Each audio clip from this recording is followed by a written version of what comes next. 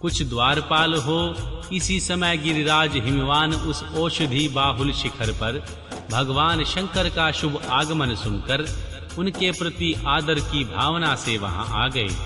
आकर सेवकों सहित गिरिराज ने भगवान रुद्र को प्रणाम किया, उनकी पूजा की और अत्यंत प्रसन्न होकर हाथ जोड़कर उनका सुंदर स्तवन किया। फिर हिमालय ने कहा, प्रभु, मेरे सौभाग्य का उदय हुआ है जो आप यहाँ पधारे हैं। आपने मुझे सनाथ कर दिया।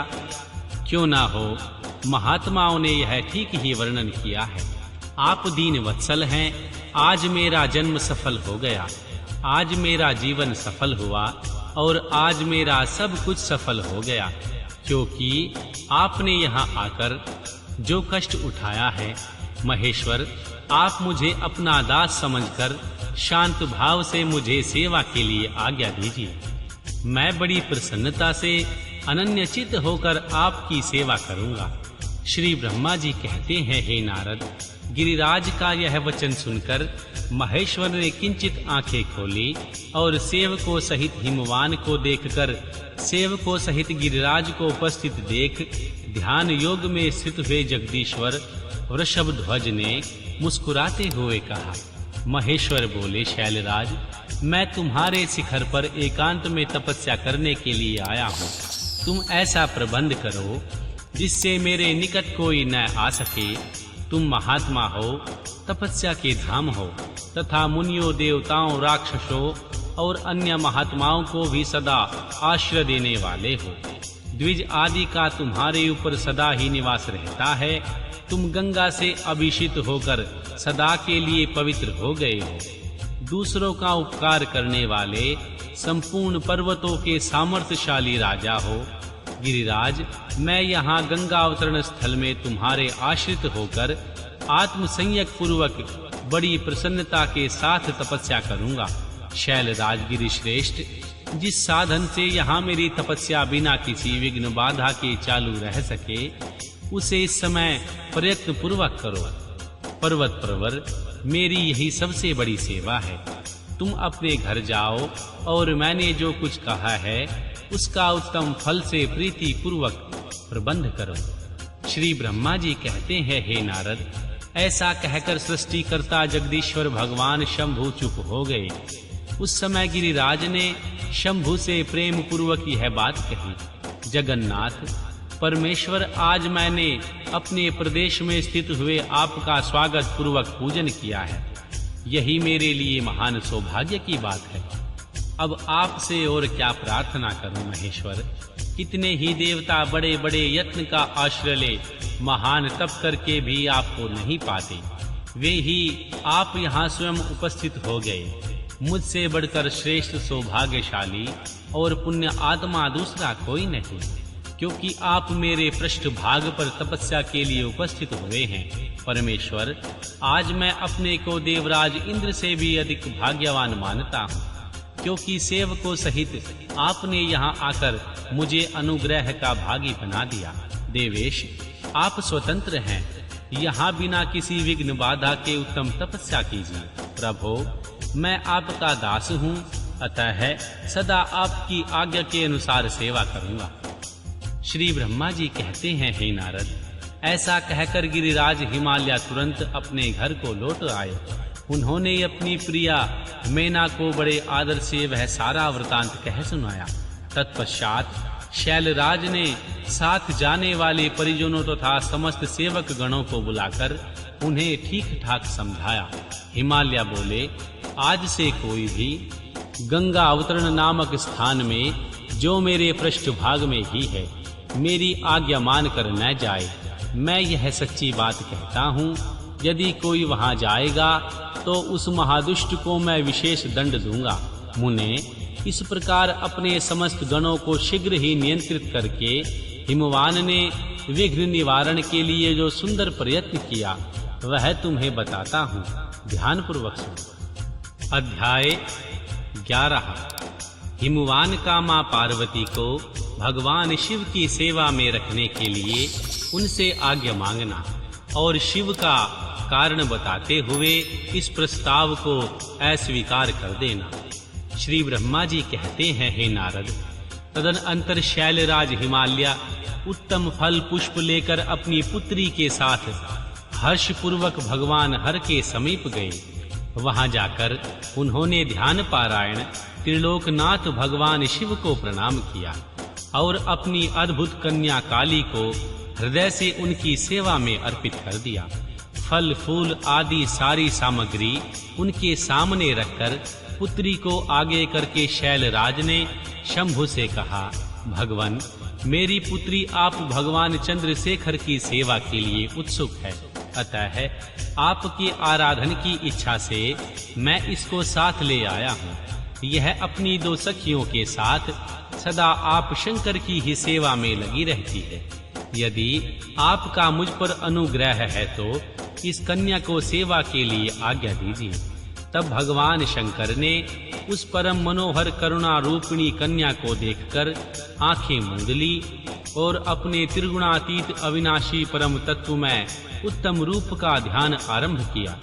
उस समय सर्वेश्वर एवं सर्वव्यापी जटाजूटधारी वेदांत वेद चंद्रकला विभूषण शंभु उत्तम आसन पर बैठकर नेत्र बंद किए तप और ध्यान में लगे रहे। यह देखकर हिमाचल ने मस्तक झुकाकर पुनः उनके चरणों में प्रणाम किया। यद्यपि उनके हृदय से दीनता नहीं दिखती थी, तो भी वे उस समय इस संशय में पड़ गए, न जाने भगवान मेरी प्रार्थना स्वीकार करेंगे या नहीं। वक्ताओं में श्रेष्ठ गिरिराज हिमवान ने जगत के एकमात्र बंधु भगवान शिव से इस प्रकार कहा। हिमालय बोले, देवादिदेव महादेव, करुणा सागर शंकर प्रभो, मैं आपकी शरण में आया हूँ, आंखें खोलकर मेरी ओर देखिए। हे शिव, सर्व महेशान, जगत को आनंद प्रदान करने वाले प्रभु महादेव जी, आप संपूर्ण आपत्तियों का निवारण करने वाले हैं। मैं आपको प्रणाम करता हूँ। स्वामिन प्रभो, मैं अपनी इस पुत्री के साथ प्रतिदिन आपका दर्शन करने के लिए आऊंगा, इसके लिए मुझे आदेश दीजिए। उनकी यह बात सुनकर देवादिदेव महेश्वर ने आंखें खोलकर ध्यान छोड़ दिया और कुछ सोच विचार कर कहा। महेश्वर बोले, गिरिराज, तुम अपनी इस कुमारी कन्या को घर में रखकर ही नित्य मेरे दर्शन को आ सकते हो, अन्यथा मेरा दर्शन नहीं हो सकता।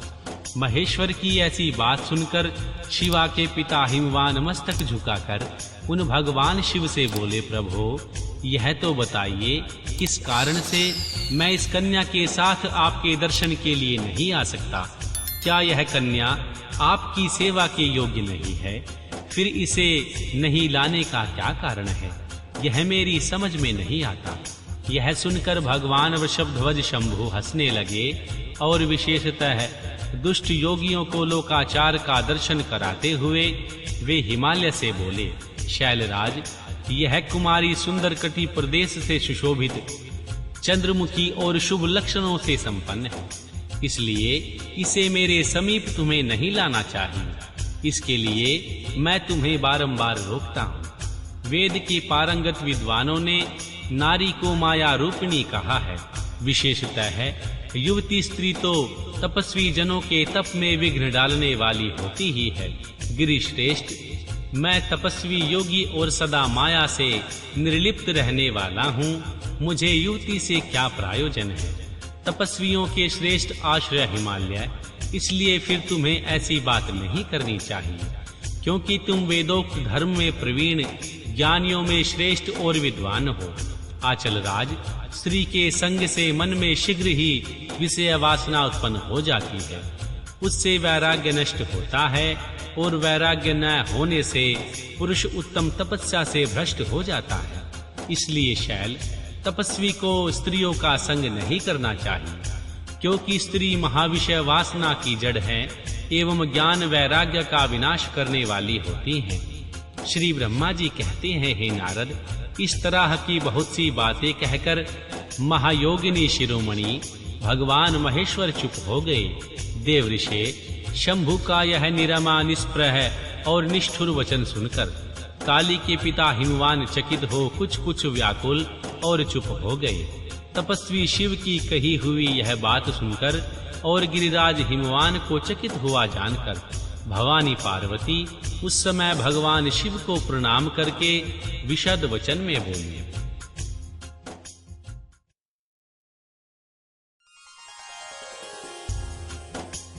अध्याय 12 देवी पार्वती और भगवान शिव का दार्शनिक संवाद। भगवान शिव का देवी पार्वती को अपनी सेवा के लिए आज्ञा देना तथा पार्वती द्वारा भगवान शिव की प्रतिदिन सेवा करना। भवानी ने कहा, योगिन, आपने तपस्वी होकर गिरिराज से यह क्या बात कह डाली प्रभु? आप ज्ञान विशारद हैं तो भी अपनी बात का उत्तर मुझसे सुनिए। शंभो, आप तप शक्ति से संपन्न होकर बड़ा भारी तप करते हैं। उस शक्ति के कारण ही आप महात्मा को तपस्या करने का विचार हुआ। सभी कर्मों को करने की जो वह शक्ति है, उससे ही प्रकृति जानना चाहिए। प्रकृति से ही सबकी सृष्टि, पालन और संहार होते हैं। भगवान, आप कौन हैं और सूक्ष्म प्रकृति क्या है, इसका विचार कीजिए। प्रकृति के बिना लिंग रूपी महेश्वर कैसे हो सकते हैं? आप सदा प्राणियों के लिए जो अर्चनीय, वंदनीय और चिंतनीय हैं, वह प्रकृति के ही कारण हैं। इस बात को हृदय से विचार कर ही आपको जो कहना हो वह सब कहिए। श्री ब्रह्मा जी कहते हैं, हे नारद, देवी पार्वती जी के इस वचन को सुनकर महती लीला करने में लगे हुए प्रसन्नचित महेश्वर हंसते हुए बोले। महेश्वर ने कहा, मैं उत्कृष्ट तपस्या द्वारा ही प्रकृति का नाश करता हूँ और तत्वत प्रकृति रहित शंभु के रूप में स्थित होता हूँ। अतः सत्पुरुषों को कभी या कहीं प्रकृति का संग्रह नहीं करना चाहिए। लोकाचार से दूर हो एवं निर्विकार रहना चाहिए। महर्षि नारद, जब शंभु ने लौकिक व्यवहार के अनुसार यह बात कही, तब काली मन ही मन हंसने लगी और मधुर वाणी में बोली। काली ने कहा, कल्याणकारी प्रभु, योगिन, आपने जो बात कही है, क्या वह वाणी प्रकृति नहीं है? फिर आप उससे परे क्यों नहीं हो गए? फिर क्यों प्रकृति का सहारा लेकर बोलने लगे? इन सब बातों को विचार करके तात्विक दृष्टि से जो यथार्थ बात हो उसी को कहना चाहिए। यह सब कुछ सदा प्रकृति से बंधा हुआ है, इसलिए आपको न तो बोलना चाहिए और न कुछ करना ही चाहिए, क्योंकि कहना और करना सब व्यवहार प्राकृत ही है। आप अपनी बुद्धि से इसको समझिए। आप जो कुछ सुनते, खाते और देखते और करते हैं, वह सब कुछ प्रकृति का ही कार्य है। झूठे वाद विवाद करना व्यर्थ है। प्रभो, यदि आप प्रकृति से परे हैं तो इस समय इस हिमवान पर्वत पर आप तपस्या किस लिए कर रहे हैं? हर प्रकृति ने आपको निगल लिया है, अतः आप अपने स्वरूप को नहीं जानते।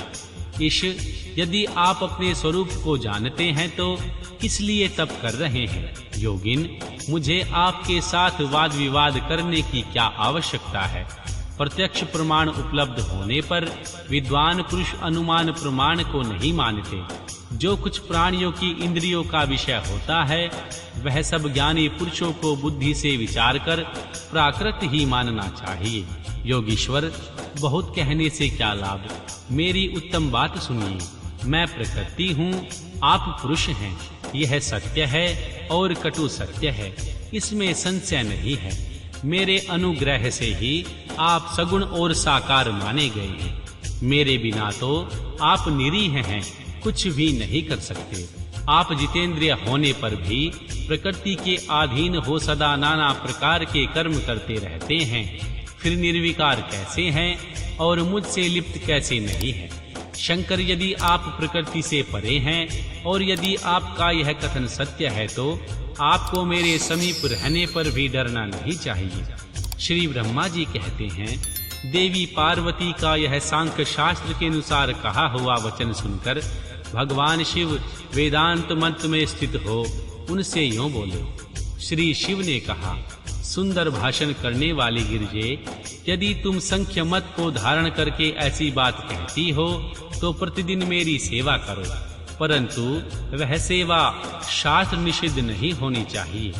गिरिजा ने ऐसा कहकर भक्तों पर अनुग्रह और उनका मनोरंजन करने वाले भगवान शिव हिमवान से बोले। शिव ने कहा, गिरिराज, मैं यही तुम्हारे अत्यंत रमणीय श्रेष्ठ शिखर की भूमि पर उत्तम तपस्या अपने आनंदमय परमार्थ स्वरूप का विचार करता हुआ विचरूंगा।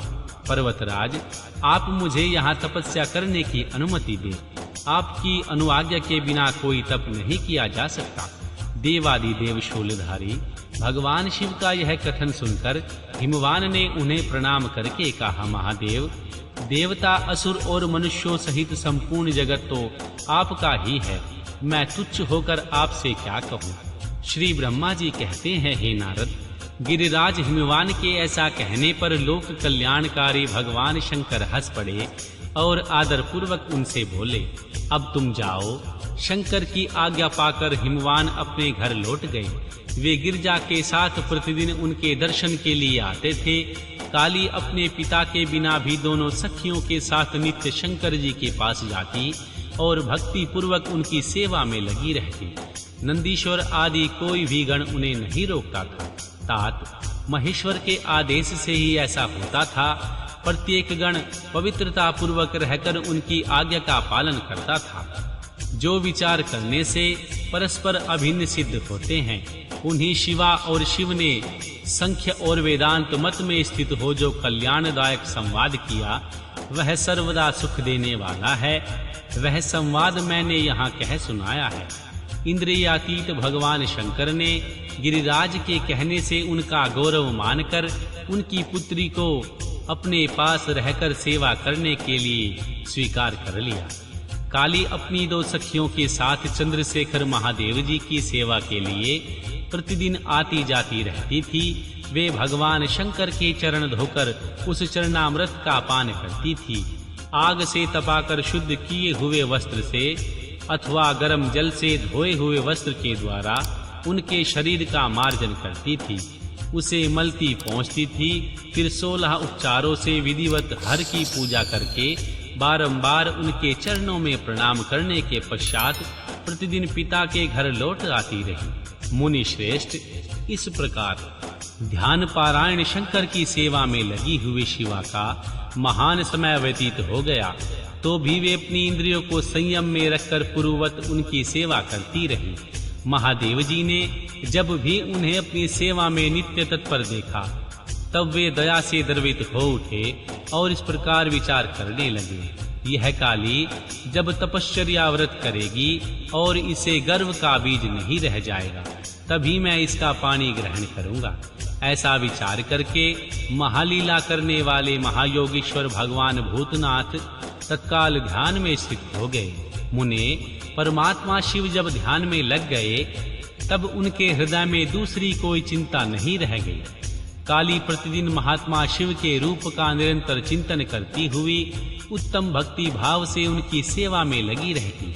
ध्यान पारायण भगवान हर शुद्ध भाव से वहां रहती हुई काली को नित्य देखते थे, फिर भी पूर्व चिंता को भुलाकर उन्हें देखते हुए भी नहीं देखते थे। इसी बीच में इंद्र आदि देवताओं तथा मुनियों ने श्री ब्रह्मा जी की आज्ञा से कामदेव को वहां आदर पूर्वक भेजा। वे काम की प्रेरणा से काली का रुद्र के साथ संयोग कराना चाहते थे। उनके ऐसा करने में कारण यह था कि पराक्रमी तारकासुर से वे बहुत पीड़ित थे और शंकर जी से किसी महान बलवान पुत्र की उत्पत्ति चाहते थे। कामदेव ने वहां पहुंचकर अपने सब उपायों का प्रयोग किया, परंतु महादेव जी के मन में तनिक भी क्षोभ नहीं हुआ। उल्टे उन्होंने कामदेव को जलाकर भस्म कर दिया।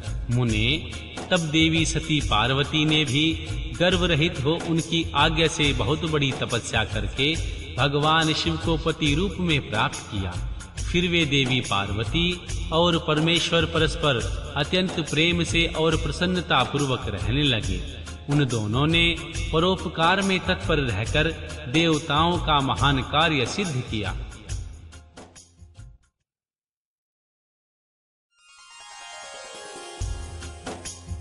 अध्याय 13।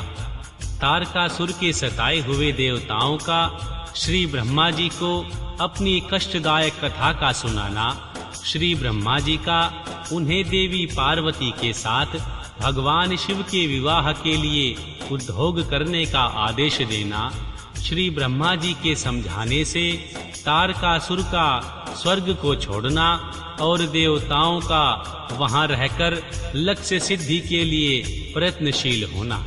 श्री सूत जी कहते हैं, तदन अंतर नारद जी के पूछने पर पार्वती के विवाह के विस्तृत प्रसंग को उपस्थित करते हुए श्री ब्रह्मा जी ने तारकासुर की उत्पत्ति, उसके उग्र तप और मनोवांछित वर प्राप्ति तथा देवता और असुर सबको जीतकर स्वयं इंद्र पद पर प्रतिष्ठित हो जाने की कथा सुनाई। तत्पश्चात श्री ब्रह्मा जी ने कहा, तारकासुर तीनों लोकों को अपने वश में करके जब स्वयं इंद्र हो गया, तब उसके समान दूसरा कोई शासक नहीं रह गया। वह जितेंद्रिय असुर त्रिभुवन का एकमात्र स्वामी होकर अद्भुत ढंग से राज्य का संचालन करने लगा। उसने समस्त देवताओं को निकालकर उनकी जगह दैत्य को स्थापित कर दिया और विद्याधर आदि देव योगियों को स्वयं अपने कर्म में लगाया। मुने, तदन अंतर तारकासुर के सताए हुए इंद्र आदि संपूर्ण देवता अत्यंत व्याकुल हो और अनाथ होकर मेरी शरण में आए। उन सब ने मुझ प्रजापति को प्रणाम करके बड़ी भक्ति से मेरा स्तवन किया और अपने दारुण दुख की बातें कही। प्रभो, आप ही हमारी गति हैं, आप ही हमें कर्तव्य का उपदेश देने वाले हैं और आप ही हमारे धाता एवं उद्धारक हैं। हम सब देवता तारकासुर नामक अग्नि में जलकर अत्यंत व्याकुल हो रहे हैं। जैसे सानीपात रोग में प्रबल औषधे भी निर्बल हो जाती है, उसी प्रकार उस असुर ने हमारे सभी क्रूर उपायों को बलहीन बना दिया। भगवान विष्णु के सुदर्शन चक्र पर ही हमारी विजय की आशा अवलंबित रहती है, परंतु वह भी उनके कंठ पर कुंठित हो गया। उनके गले में पड़कर वह ऐसा प्रतीत होने लगा मानो उस असुर को फूलों की माला पहनाई गई हो। मुने, देवताओं का यह कथन सुनकर मैंने उन सब से समयोचित बात कही।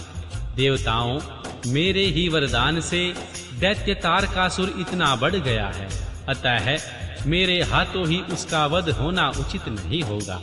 जो जिससे पलकर बढ़ा हो, उसका उसी के द्वारा वध होना योग्य कार्य नहीं है। विष के वृक्ष को यदि स्वयं सींचकर बड़ा किया गया हो तो उसे स्वयं काटना अनुचित माना गया है। तुम लोगों का सारा कार्य करने के योग्य भगवान शंकर हैं, किंतु वे तुम्हारे कहने पर भी स्वयं उस असुर का सामना नहीं कर सकते। तारक दैत्य स्वयं अपने पाप से नष्ट होगा। जैसा उपदेश करता हूँ वैसा तुम कार्य करो। मेरे वर के प्रभाव से ना मैं तारकासुर का वध कर सकता हूँ और न भगवान विष्णु कर सकते हैं और न ही भगवान शंकर ही उसका वध कर सकते हैं। दूसरा कोई वीर पुरुष अथवा सारे देवता मिलकर भी उसे नहीं मार सकते। यह मैं सत्य कहता हूँ। देवताओं, यदि शिव जी के बीज से कोई पुत्र उत्पन्न हो तो वही तारक दैत्य का वध कर सकता है, दूसरा नहीं। सुर श्रेष्ठगण, इसके लिए जो उपाय हैं मैं तुम्हें बताता हूँ, उसे प्रयत्न पूर्वक करो। श्री महादेव जी की कृपा से वह उपाय अवश्य सिद्ध होगा। पूर्व काल में जिस दक्ष कन्या सती ने दक्ष के यज्ञ में अपने शरीर को त्याग दिया था, वही समय हिमालय पत्नी मेना के गर्भ से उत्पन्न हुई है। वह बात तुम्हें भी विदित ही है। महादेव जी उस कन्या का पानी ग्रहण अवश्य करेंगे। तथापि देवताओं, तुम स्वयं भी इसके लिए प्रयत्न करो। तुम अपने यत्न से ऐसा उद्योग करो जिससे मैना कुमारी पार्वती में भगवान शंकर अपने बीज का आधान कर सके। भगवान शंकर ऊर्ध्व रेता हैं, उनका बीज ऊपर की ओर उठा हुआ है। उनके बीज को प्रस्खलित करने में केवल पार्वती ही समर्थ है। दूसरी कोई अबला अपनी शक्ति से ऐसा नहीं कर सकती। गिरिराज की पुत्री वे देवी पार्वती इस समय युवा अवस्था में प्रवेश कर चुकी हैं और हिमालय पर तपस्या में लगे हुए श्री महादेव जी की प्रतिदिन सेवा करती हैं। अपने पिता हिमवान के कहने से काली शिवा अपनी दो सखियों के साथ ध्यान पारायण परमेश्वर शिव की साग्राह सेवा करती हैं। तीनों लोकों में सबसे अधिक सुंदरी देवी पार्वती भगवान शिव के सामने रहकर प्रतिदिन उनकी पूजा करती हैं, तथापि वे ध्यान मग्न होकर महेश्वर से मन से भी ध्यानहीन स्थिति में नहीं आते, अर्थात ध्यान भंग करके देवी पार्वती की ओर देखने का विचार भी मन में नहीं लाते।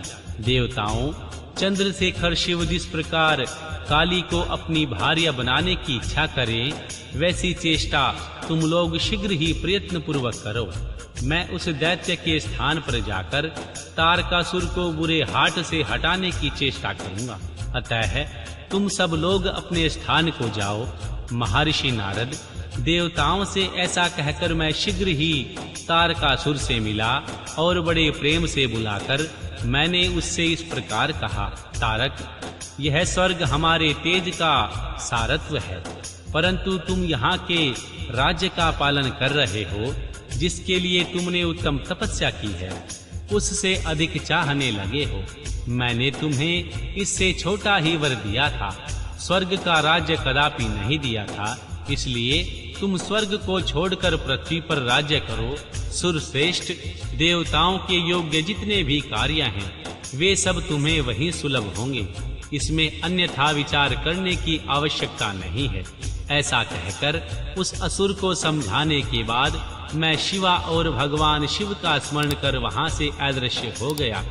तारकासुर भी स्वर्ग को छोड़कर पृथ्वी पर आ गया और शोषितपुर में रहकर वह राज्य करने लगा। फिर सब देवता भी मेरी बात सुनकर मुझे प्रणाम करके इंद्र के साथ प्रसन्नता पूर्वक बड़ी सावधानी के साथ इंद्रलोक में गए। वहां जाकर परस्पर मिलकर आपस में सलाह करके वे सब देवता इंद्र से प्रेम पूर्वक बोले, भगवान शिव की शिवा में जैसे भी काम मूलक रुचि हो, वैसा ही श्री ब्रह्मा जी का बताया हुआ सारा प्रयत्न आपको करना चाहिए। इस प्रकार देवराज इंद्र से संपूर्ण वृत्तांत निवेदन करके वे देवता प्रसन्नता पूर्वक सब ओर से अपने अपने स्थान पर चले गए। अध्याय 14 व 16। इंद्र द्वारा काम का स्मरण, उसके साथ उसकी बातचीत तथा उसके कहने से काम का भगवान शिव को मोह में डालने के लिए प्रस्थान। श्री ब्रह्मा जी कहते हैं, हे नारद, देवताओं के चले जाने पर दुरात्मा तारक दैत्य से पीड़ित हुए इंद्र ने कामदेव का स्मरण किया। कामदेव तत्काल वहां आ पहुंचा। तब इंद्र ने मित्रता का धर्म बतलाते हुए काम से कहा, मित्र, कालवशात मुझ पर असाध्य दुख आ पड़ा है, उसे तुम्हारे बिना कोई भी दूर नहीं कर सकता। दाता की परीक्षा दुर्भिक्ष में, शूरवीर की परीक्षा रणभूमि में, मित्र की परीक्षा आपत्ति काल में तथा स्त्रियों के कुल की परीक्षा पति के असमर्थ हो जाने पर होती है। तात, संकट पड़ने पर विनय की परीक्षा होती है और परोक्ष में सत्य एवं उत्तम स्नेह की, अन्यथा नहीं। यह मैंने सच्ची बात कही है। मित्रवर, इस समय मुझ पर जो विपत्ति आई है उसका निवारण दूसरे किसी से नहीं हो सकता, अतः आज तुम्हारी परीक्षा हो जाएगी। यह कार्य केवल मेरा ही है और मुझे ही सुख देने वाला है, ऐसी बात नहीं, अपितु यह समस्त देवता आदि का कार्य है, इसमें संशय नहीं है। इंद्र की यह बात सुनकर कामदेव मुस्कुराया और प्रेम पूर्वक गंभीर वाणी में बोला। काम ने कहा, देवराज, आप ऐसी बात क्यों कह रहे हैं? मैं आपको उत्तर नहीं दे रहा हूँ, अवश्य निवेदन मात्र कर रहा हूँ। लोक में कौन उपकारी मित्र है और कौन बनावटी, यह स्वयं देखने की वस्तु है, कहने की बात नहीं। जो संकट के समय बहुत बातें करता है वह काम क्या करेगा। तथापि महाराज, मैं कुछ कहता हूँ, उसे ध्यान से सुनिए।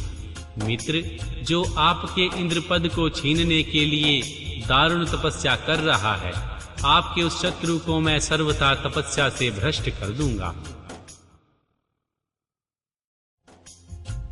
जो काम जिससे पूरा हो सके, बुद्धिमान पुरुष उसे उसी काम में लगाएं। मेरे योग्य जो कार्य हो वह सब आप मेरे जिम्मे कीजिए। ब्रह्मा जी कहते हैं, कामदेव का यह कथन सुनकर इंद्र बड़े प्रसन्न हुए। वे कामनियों को सुख देने वाले काम को प्रणाम करके इस प्रकार बोले। इंद्र ने कहा, तात मनोभाव, मैंने आपके मन में जिस कार्य को पूर्ण करने का उद्देश्य रखा है उसे सिद्ध करने में केवल तुम ही समर्थ हो। दूसरे किसी से उस कार्य का होना संभव नहीं है। मित्रवर, मनोभाव, काम जिसके लिए आज तुम्हारे सहयोग की अपेक्षा हुई है उसे ठीक ठाक बता रहा हूँ, ध्यान पूर्वक सुनो। तारक नाम से प्रसिद्ध जो महान दैत्य है वह श्री ब्रह्मा जी का अद्भुत वर पाकर अजेय हो गया है और सभी को दुख दे रहा है। वह सारे संसार को पीड़ा दे रहा है। उसके द्वारा बारंबार धर्म का नाश हुआ है। उससे सब देवता और समस्त ऋषि दुखी हुए हैं। संपूर्ण देवताओं ने पहले उसके साथ अपनी पूरी शक्ति लगाकर युद्ध किया था, परंतु उसके ऊपर सबके अस्त्र शस्त्र निष्फल हो गए। जल के स्वामी वरुण का पाश टूट गया। श्री हरि का सुदर्शन चक्र भी वहां सफल नहीं हुआ। श्री विष्णु ने उसके कंठ पर चक्र चलाया, किंतु वह वहां कुंठित हो गया। श्री ब्रह्मा जी ने महायोगीश्वर भगवान शंभु के बीज से उत्पन्न हुए बालक के हाथ से इस दुरात्मा दैत्य की मृत्यु बताई है। यह कार्य तुम्हें अच्छी तरह और प्रयत्न पूर्वक करना है। मित्रवर, उसके हो जाने से हम सब देवताओं को बड़ा सुख मिलेगा। भगवान शंभु गिरिराज हिमालय पर उत्तम तपस्या में लगे हैं। वे हमारे भी प्रभु हैं, कामना के वश में नहीं हैं, स्वतंत्र परमेश्वर हैं। मैंने सुना है कि गिरिजानंदिनी देवी पार्वती पिता की आज्ञा पाकर अपनी 2 सखियों के साथ उनके समीप रहकर उनकी सेवा में तत्पर रहती है। उनका यह प्रयत्न श्री महादेव जी को पति रूप में प्राप्त करने के लिए ही है, परंतु भगवान शिव अपने मन को संयम नियम से वश में रखते हैं। मार, जिस तरह भी हो उनकी पार्वती में अत्यंत रुचि हो जाए, तुम्हें वैसा ही प्रयत्न करना चाहिए। यही कार्य करके तुम कृतार्थ हो जाओगे और हमारा सारा दुख नष्ट हो जाएगा। इतना ही नहीं, लोक में तुम्हारा स्थायी प्रताप फैल जाएगा। श्री ब्रह्मा जी कहते हैं, हे नारद, इंद्र के ऐसा कहने पर कामदेव का मुखारविंद प्रसन्नता से खिल उठा। उसने देवराज से प्रसन्नता पूर्वक कहा, मैं इस कार्य को करूंगा, इसमें संशय नहीं है। ऐसा कहकर भगवान शिव की माया से मोहित हुए कामदेव ने उस कार्य के लिए स्वीकृति दे दी और शीघ्र ही उनका भार ले लिया। वह अपनी पत्नी रति और वसंत को साथ ले बड़ी प्रसन्नता के साथ उस स्थान पर गया जहां साक्षात योगीश्वर शिव उत्तम तपस्या कर रहे थे। अध्याय 17। रुद्र की नेत्रा अग्नि से काम का भस्म होना, रति का विलाप, देवताओं की प्रार्थना से भगवान शिव का काम को द्वापर में प्रद्युम्न रूप से नूतन शरीर की प्राप्ति के लिए वर देना और रति का शांबर नगर में जाना। श्री ब्रह्मा जी कहते हैं, हे मुने, काम अपने साथी वसंत आदि को लेकर वहां पहुंचा। उसने भगवान शिव पर अपने बाण चलाए। तब शंकर जी के मन में पार्वती जी के प्रति आकर्षण होने लगा और उनका धैर्य टूटने लगा। अपने धैर्य का ह्रास होता देख महायोगी महेश्वर अत्यंत विस्मित हो मन ही मन इस प्रकार चिंतन करने लगे। श्री शिव बोले, मैं तो उत्तम तपस्या कर रहा था, उसमें विघ्न कैसे आ गए? किस कुकर्मी ने यहाँ आकर मेरे चित्त में विकार पैदा कर दिए? इस तरह विचार करके सत्य पुरुषों के आश्रयदाता महायोगी परमेश्वर शिव शंका युक्त हो संपूर्ण दिशाओं की ओर देखने लगे। इसी समय वाम भाग में बाण खींचते हुए खड़े काम पर उनकी दृष्टि पड़ी। वह मूढ़चित्त मदन अपनी शक्ति के घमंड में आकर पुनः अपना बाण छोड़ना ही चाहता था। हे नारद, इस अवस्था में काम पर दृष्टि पड़ते ही परमात्मा गिरीश को तत्काल रोष चढ़ आया। मुने, उधर आकाश में बाण सहित धनुष लिए खड़े हुए काम ने भगवान शंकर पर अपना अमोघ अस्त्र छोड़ दिया, जिसका निवारण करना बहुत कठिन था, परंतु परमात्मा शिव पर वह अमोघ अस्त्र भी मोघ व्यर्थ हो गया। कुपित हुए परमेश्वर के पास जाते ही शांत हो गया। भगवान शिव पर अपने अस्त्र के व्यर्थ हो जाने पर मनमत्त काम को बड़ा भय हुआ। भगवान मृत्युंजय को सामने देखकर वह कांप उठा। इंद्र आदि सब देवताओं का स्मरण करने लगा। मुनि श्रेष्ठ अपना प्रयास निष्फल हो जाने पर वह काम भय से व्याकुल हो उठा। मुनीश्वर कामदेव के स्मरण करने पर वे इंद्र आदि सब देवता वहां आ पहुँचे और शंभु को प्रणाम करके उनकी स्तुति करने लगे। देवता स्तुति कर ही रहे थे, कुपित हुए भगवान हर के ललाट के मध्य भाग में स्थित तृतीय नेत्र ने बड़ी भारी आग तत्काल प्रकट होकर निकली। उनकी ज्वालाएं ऊपर की ओर उठ रही थी। वह आग धू-धू करके जलाने लगी। उसकी प्रभा प्रलयकारी अग्नि के समान जान पड़ती थी। वह आग तुरंत ही आकाश में उछली और पृथ्वी पर गिर पड़ी। फिर अपने चारों ओर चक्कर काटती हुई धराशायिनी हो गई। साधो, भगवान क्षमा कीजिए, क्षमा कीजिए। यह बात जब तक देवताओं के मुख से निकलती तब तक ही उस आग ने कामदेव को जलाकर भस्म कर दिया। उस वीर कामदेव के मारे जाने पर देवताओं को बड़ा दुख हुआ। वे व्याकुल हो, हाय यह क्या हुआ, ऐसा कहकर जोर जोर से चित्कार करते हुए रोने बिलखने लगे। उस समय विकृत चित्त हुए पार्वती का सारा शरीर सफेद पड़ गया। काटो तो खून नहीं। वे साथियों को साथ ले अपने भवन की ओर चली गई। कामदेव के जल जाने पर रति वहां एक क्षण तक अचेत पड़ी रही। पति की मृत्यु के दुख से वह इस तरह पड़ी थी मानो मर गई। थोड़ी देर में जब होश आया तब अत्यंत व्याकुल हो रति उस समय तरह तरह की बातें कहकर विलाप करने लगी।